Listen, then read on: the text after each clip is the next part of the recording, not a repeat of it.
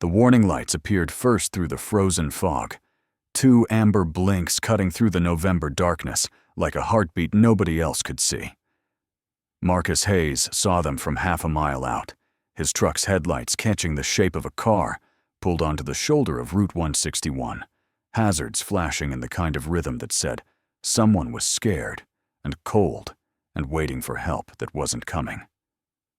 It was 11:30 on a Wednesday night, 28 degrees, and the highway stretched empty in both directions, like God had erased everyone else from the world. Marcus had every reason to keep driving.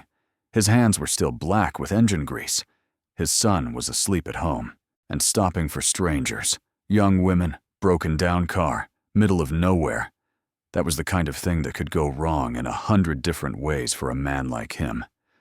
But he slowed down anyway. He always did. The Honda CR-V sat tilted on the narrow shoulder, hood down, engine silent.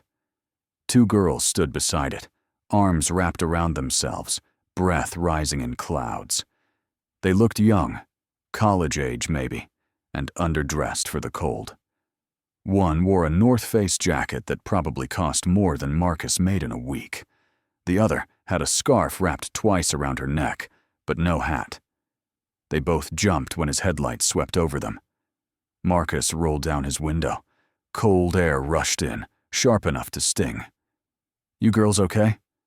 The one in the North Face jacket stepped forward, cautious but not panicked. She had dark hair pulled back in a ponytail, and the kind of composure that came from growing up safe. "Our car died. We called A, but they said 2 hours." 2 hours. Marcus glanced at the dashboard clock. That would put them here until 1:30 in the morning. He looked back at the girls. Sisters, maybe. They had the same eyes. "Pop the hood. Let me take a look." The second girl, shorter, softer around the edges, spoke up. "We don't want to bother you." "You're not." Marcus pulled on his work gloves and climbed out. The cold hit him full force, the kind of November freeze that got into your bones and stayed there. He walked to the front of the Honda, and the girl in the scarf hurried ahead to release the hood latch. When Marcus lifted it, the engine ticked softly, cooling down. He pulled out his phone, turned on the flashlight, and aimed it into the compartment. Alternator. Dead as a doornail. "When did it die?" he asked. "About 20 minutes ago," the first girl said. She stood a few feet back, watching him work. "We were heading home for Thanksgiving break. It just stopped." Marcus traced the belt with his eyes, checked the battery terminals, then straightened up. "Your alternator's gone. You can replace it tomorrow, but right now I can jumpstart you. Get you home at least." "You can do that?" "Yeah." He walked back to his truck, grabbed the jumper cables from behind the seat, and returned. The girls watched him hook up the cables, red to positive, black to negative, red to positive, black to ground, with the kind of silent attention people gave to things they didn't understand. Marcus didn't explain. He just worked, hands moving on muscle memory, breath clouding in the frigid air. When he started his truck, the engine rumbled to life. He let it idle for a minute, then nodded to the girl in the North Face. "Try it now." She climbed into the driver's seat and turned the key. The Honda coughed once, then caught. The engine settled into a rough idle, dashboard lights flickering on. "Oh my God," the second girl said, relief flooding her voice. "Thank you." Marcus disconnected the cables, wound them up, and closed both hoods. "Don't turn the engine off until you're home, and get that alternator replaced first thing tomorrow. This is temporary." "How much do we owe you?" the first girl asked. She already had her phone out, ready to Venmo or Zelle or whatever it was people did now. "Nothing. We can't just—" "You don't owe me anything." Marcus wiped his hands on a rag from his pocket. "Just drive safe." The second girl stepped closer. She had kind eyes, the type that actually looked at people instead of through them. "What's your name?" Marcus hesitated. He didn't like giving out his name, didn't like being remembered. But something about the way she asked, genuine, not transactional, made him answer. "Marcus." "I'm Sophia," she said. "This is my sister, Emma." "Twin sisters," Emma added with a small smile. "Figured." Marcus nodded toward the car. "You should get going before you freeze." Sophia didn't move. "Can we at least get your number, in case we want to say thank you properly?" Marcus almost said no. He should have said no. But Sophia looked at him the way Tyler sometimes did when he was trying to understand something adults made complicated, and Marcus found himself writing his number on a gas station receipt and handing it over. "Don't worry about it," he said. "Just glad you're safe." He climbed back into his truck, waited until they pulled onto the highway, then followed at a distance to make sure the car didn't die again. They took the exit toward German Village, the part of Columbus where houses had names and driveways had gates, and Marcus kept going north, back toward Linden, back toward the one-bedroom apartment where Mrs. Delgado was watching Tyler, and the rent was 3 weeks overdue. His phone buzzed before he even made it home. The text said, "This is Sophia. Thank you again." "Really?" Marcus didn't reply. He just set the phone down and drove. Mrs. Delgado was asleep on the couch when Marcus unlocked the door, the TV playing some late-night rerun with the volume low. He touched her shoulder gently, and she startled awake, blinking up at him. "Hi, Marcus. You're home." "Sorry I'm late." No. She stood, gathering her sweater. "Tyler's asleep. Good boy. Always good." "I'll pay you Friday," Marcus said, though they both knew he'd said that last week too. Mrs. Delgado waved him off. "You fixed my sink. We're even." She left before he could argue. That was how it worked in their building. Trade favors, don't keep score, help each other survive. Marcus locked the door behind her and stood in the quiet for a moment, letting the weight of the day settle. 12-hour shift. Broken down car. 2 girls who'd probably forget his name by morning. He walked into the bedroom, the only bedroom, and found Tyler curled up under a Batman comforter, one arm flung over his stuffed bear. The boy's face was peaceful in sleep, all the worry smoothed out. Marcus sat on the edge of the bed and just looked at him for a while. This small person who trusted him completely, who didn't know yet how close to the edge they were living. "We're gonna be okay, buddy," Marcus whispered. "I promise." He didn't know if that was true, but he said it anyway. His phone buzzed again on the kitchen table. Another text from Sophia. "We'd like to buy you breakfast. Tomorrow morning?" To say thank you? Marcus stared at the message for a long time. He had a shift at 9. Tyler had a dentist appointment at 7. But something about the earnestness in those words made him type back. 7:30, Starlight Diner on Morse Road. "My son will be with me." The reply came instantly. "Perfect. See you then." Marcus set the phone down and wondered what the hell he was doing.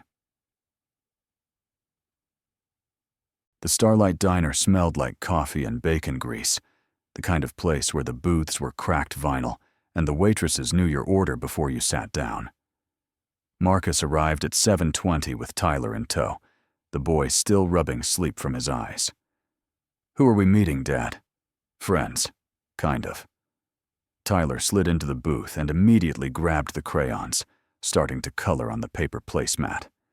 Marcus ordered coffee, black, no sugar, and watched the door. Emma and Sophia arrived at 7:35, dressed down in hoodies and jeans, looking more like themselves than they had on the highway. Sophia spotted Marcus first and waved. They slid into the booth across from him, and Tyler looked up from his drawing, curious. "Hi," Sophia said, smiling at the boy. "What's your name?"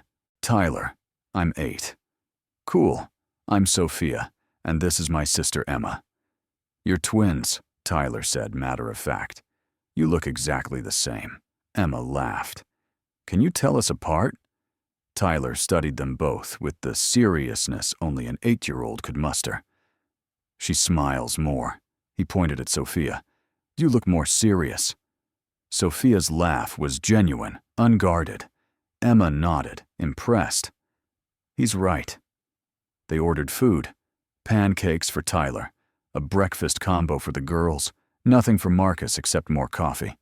He didn't have the money to waste on eggs he wasn't hungry for. "Marcus," Emma said once the waitress left, "we really want to pay you back for last night." "You already did. You bought breakfast." "That's not enough," Sophia said. "You saved us. It was freezing out there." Marcus shrugged. "Anyone would have stopped." "No." Sophia's voice was firm. "They wouldn't. 6 cars passed us before you pulled over." Silence settled between them, the kind that held weight. Tyler broke it, oblivious. "My dad always stops. He helped Mrs. Delgado fix her sink, and Mr. Porter's lawnmower, and the lady in 2C when her toilet broke." "Okay, Ty," Marcus said gently. "They get it." Emma looked at Marcus differently now, like she was seeing past the grease-stained hands and the tired eyes to something underneath. "What do you do, Marcus, besides fixing cars in the middle of the night?" Marcus took a slow sip of coffee. "I work at an auto shop. Miller's, over on Cleveland Avenue."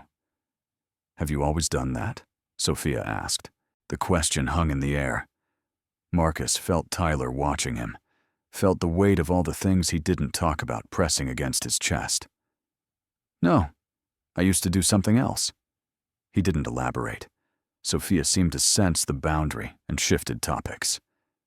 "Well, you're really good at what you do. The car ran perfectly all the way home." "Good. But get that alternator replaced today. Don't wait." "We will. Our dad's taking it to the dealership this morning." "Your dad?" "Yeah. We live with him. Our mom passed away 4 years ago." Marcus set his coffee down carefully. "I'm sorry." "Thanks," Emma said quietly. "It's hard sometimes. But Dad does his best." Tyler, who'd been listening while coloring, spoke up without looking up. "My mom left when I was little, but Dad takes care of me really good." The air changed. Emma and Sophia both went still, and Marcus saw the realization dawn on their faces. Single dad, working nights, fixing strangers' cars at midnight. The pieces clicked together. Marcus stood up before the silence could get heavier. "We should get going. Ty's got school." Sophia scribbled something on a napkin and handed it to him. "If you ever need anything, Marcus, seriously, call me." Marcus took the napkin, folded it, slipped it into his pocket. He knew he'd never call, but he nodded anyway. Outside, Tyler took his hand as they walked to the truck. "I like them, Dad." "Yeah, buddy, me too." What Marcus didn't know, couldn't know, was that at that exact moment, in a Honda dealership across town, Judge Robert Bennett was learning about the man who'd saved his daughters. And the name Marcus Hayes was triggering a memory 5 years old, buried in case files and courtroom transcripts, a memory that would change everything. The service advisor at the dealership handed Judge Bennett the paperwork with a strange look on his face. "Your daughter's car is fixed, Judge. New alternator installed. But there's something you should know." Bennett, dressed in a suit despite it being his day off, raised an eyebrow. "What?" "Someone did a temporary jumpstart last night. Really clean work, professional grade. Whoever did it saved the battery from dying completely. Probably saved you a couple $100. Sophia, sitting in the waiting area with Emma, looked up. That was Marcus. Bennett turned. "Who?" "A guy who stopped to help us, on Route 161, around midnight." The judge's expression didn't change, but something in his posture tightened.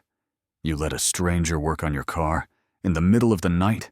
"Dad, he wasn't a stranger," Sophia said, an edge creeping into her voice. "He was kind, and we were stuck." "Did you get his last name?" "No, just Marcus. He works at Miller's Auto on Cleveland Avenue." Bennett went very still. Miller's Auto, Cleveland Avenue. He knew that area. Linden, working class, high crime.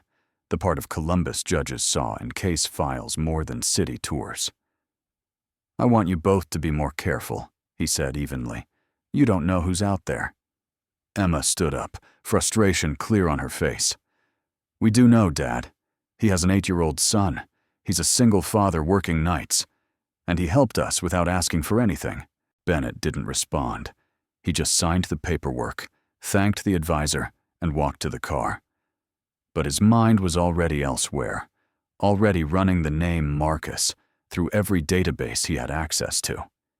That night, in his study in German Village, surrounded by law books and case files, Judge Robert Bennett typed Marcus Miller's auto Cleveland Avenue, Columbus, into his personal network. When nothing came up, he called his clerk, a favor off the books. The email arrived 20 minutes later. Marcus Hayes, age 36.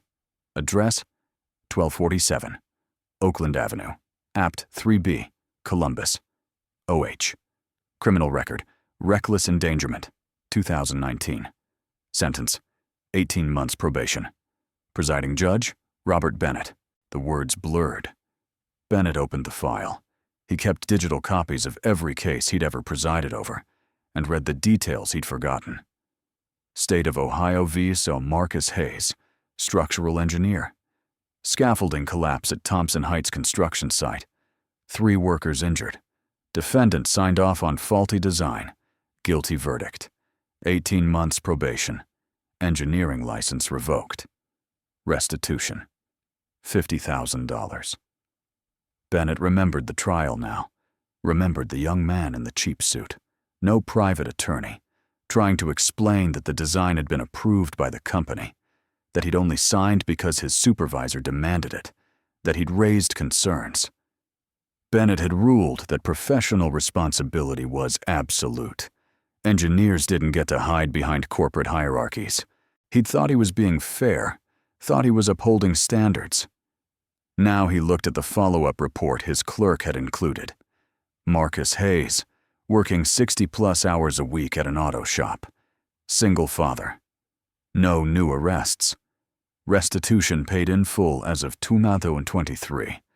Volunteers at a soup kitchen every Saturday morning. Bennett closed his laptop and sat in the dark.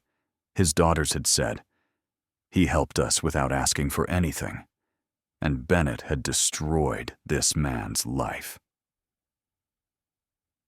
Thanksgiving morning arrived cold and bright.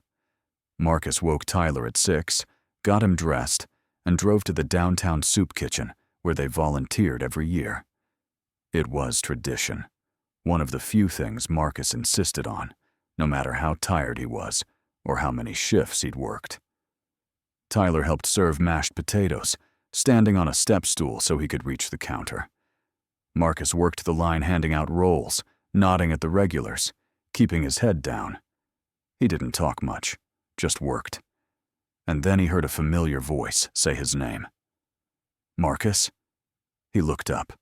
Sophia stood on the other side of the counter, wearing an OSU volunteer t-shirt, holding a ladle, staring at him with surprise and something else, something like understanding. "Sophia, hey, what are you doing here?" "We volunteer here," Marcus said simply. "Every Thanksgiving." Tyler waved from the mashed potato station. "Hi, Sophia." "Hi, Tyler." She looked between them, then back at Marcus.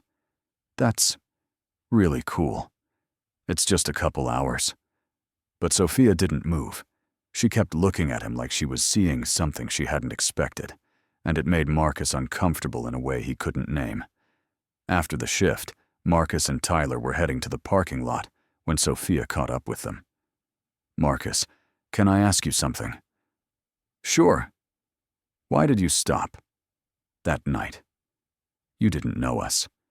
You could have just driven past." Marcus glanced at Tyler, then back at Sophia.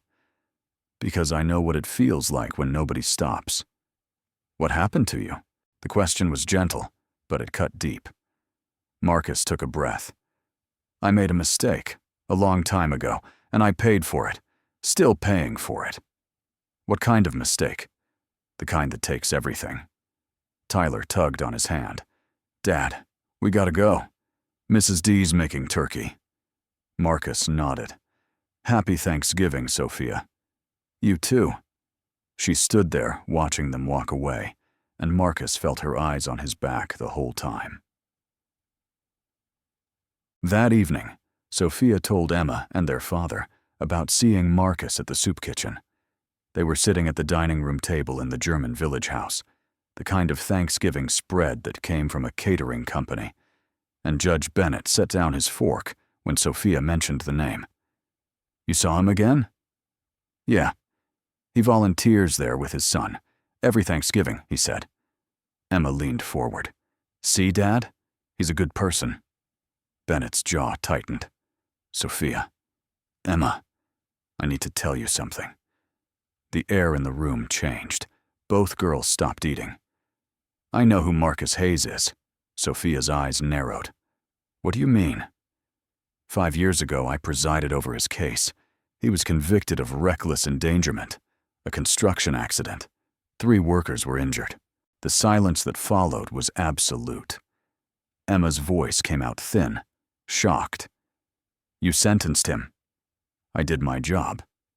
Did you know, Sophia demanded, when we told you about him? Not until I looked into him. Sophia stood up so fast her chair scraped to the floor. You ran a background check on the guy who helped us? I wanted to make sure you were safe. Safe? Emma's voice cracked. Dad, he didn't do anything wrong. He helped us. He was convicted, and he served his sentence. Sophia's hands were shaking. He paid his debt, and now he's working 2 jobs to feed his kid and volunteering at a soup kitchen on Thanksgiving. What more do you want from him? Bennett had no answer. Emma stood too, her voice quieter but no less cutting. Does he know that you're the judge? I don't think so. Good. Sophia grabbed her coat. Because if he did, he'd probably hate us. Sophia, no, Dad. You don't get to judge him twice. Once in court and now in real life. He's a better person than most people I know.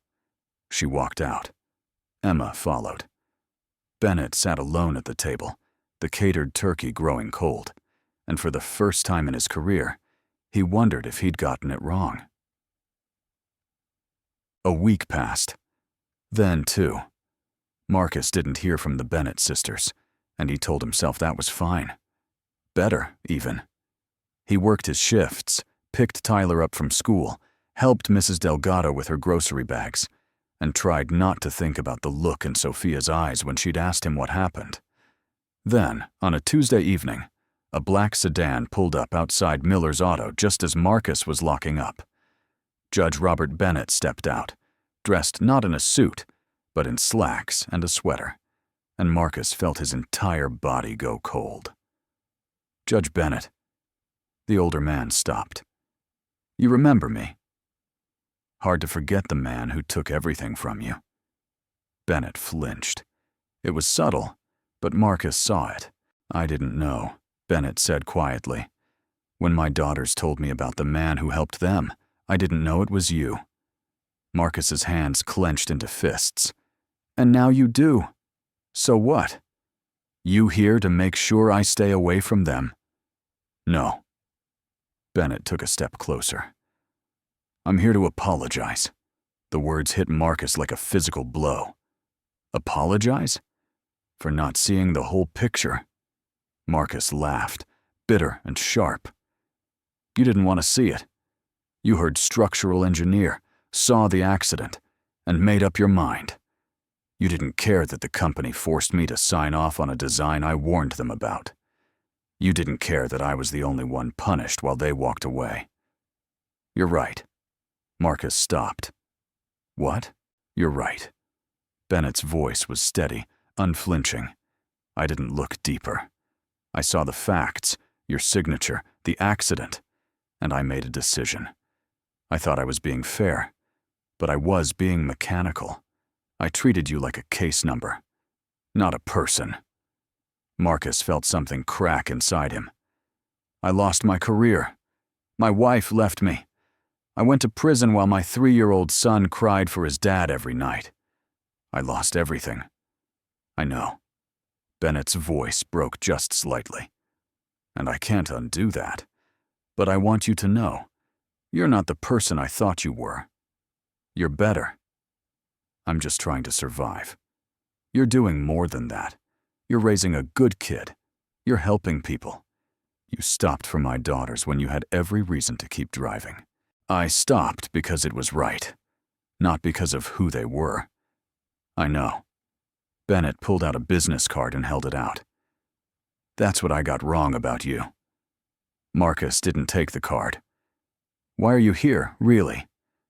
"Because my daughters are right, and because I owe you more than an apology. I owe you a chance to tell your side, if you want it." "What are you talking about?" "I'm talking about reopening your case, getting your conviction expunged, your license reinstated." Marcus shook his head. "I don't want your charity." "It's not charity. It's justice, the kind I should have given you the first time." They stood there in the cold, breath clouding between them, and Marcus saw something in Bennett's eyes he'd never seen in a courtroom, genuine remorse. "I'll think about it," Marcus said finally. Bennett nodded and left the card on the hood of Marcus's truck. As he walked back to his car, Marcus called out, "Judge?" Bennett turned. "Your daughters, they're good people. You raised them right." The older man's smile was sad and real. "Thank you, Marcus." 3 days later, Marcus sat in a law office downtown, pro bono, arranged by Bennett, listening to an attorney named Morrison explain that reopening his case was possible. Difficult, but possible. "Judge Bennett's already submitted a formal request for review," Morrison said. "He's also written a personal letter to the engineering board. I've never seen a judge do that." Marcus stared at the letter Morrison slid across the desk. "To the Ohio Board of Professional Engineers, I am writing to advocate for the reinstatement of Marcus Hayes' engineering license. 5 years ago, I presided over his case. At the time, I believed I was serving justice. But justice without context is merely punishment. Mr. Hayes has demonstrated, through his actions and his character, that he is a man of integrity who deserves a second chance, not as an act of mercy, but as an act of correction for the incomplete justice he received." Respectfully, Judge Robert Bennett Marcus read it twice. Then he pulled out his phone and called Bennett. "Marcus," the judge answered immediately. "I got the letter. I'm glad.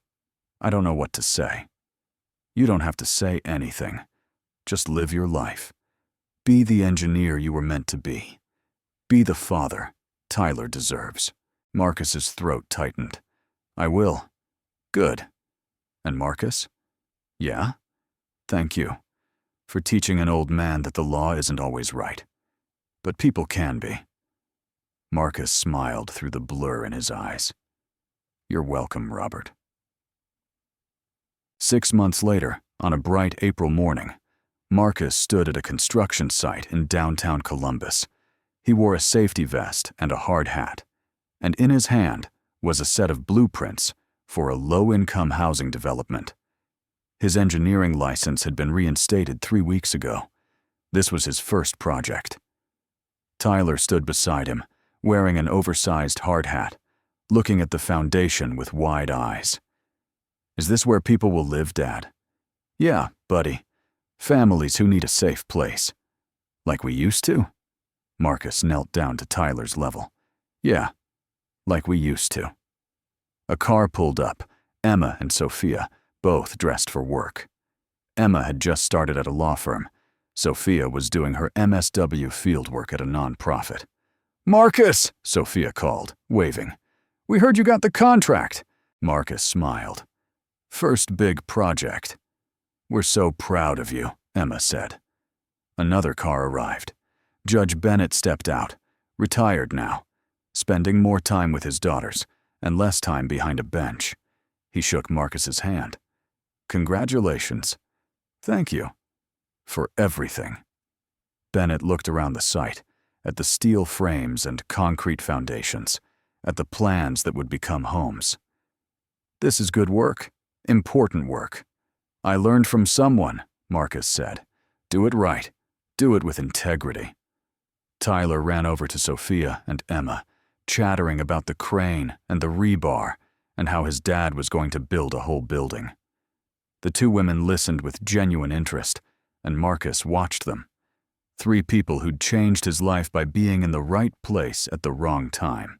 Or maybe it was the right time all along. Bennett stood beside him, hands in his pockets. He looks happy. He is. We both are. I'm glad. They stood there together, watching the construction crew work, and Marcus thought about that night 6 months ago. The cold, the broken-down car. The choice to stop when he had every reason to keep driving. He'd made a lot of mistakes in his life, but stopping wasn't one of them. Marcus, Tyler called. Can we go get lunch? I'm hungry. Marcus looked at Bennett, at Emma, and Sophia. You all want to grab something? Yeah, Sophia said immediately. Starlight Diner? Emma laughed. Perfect. They piled into cars, Marcus and Tyler in the truck, the Bennetts in their sedan, and drove through Columbus together. The city looked different now, brighter somehow, full of possibilities Marcus had thought were gone forever. At a red light, Tyler looked up at him. Dad? Yeah, buddy. I'm glad you stopped that night. Marcus squeezed his son's shoulder. Me too, Ty. Me too. The light turned green, and they drove forward into a future Marcus Hayes had rebuilt one choice at a time, starting with the simplest one of all. Doing what was right when nobody was watching, even when it cost everything, especially then.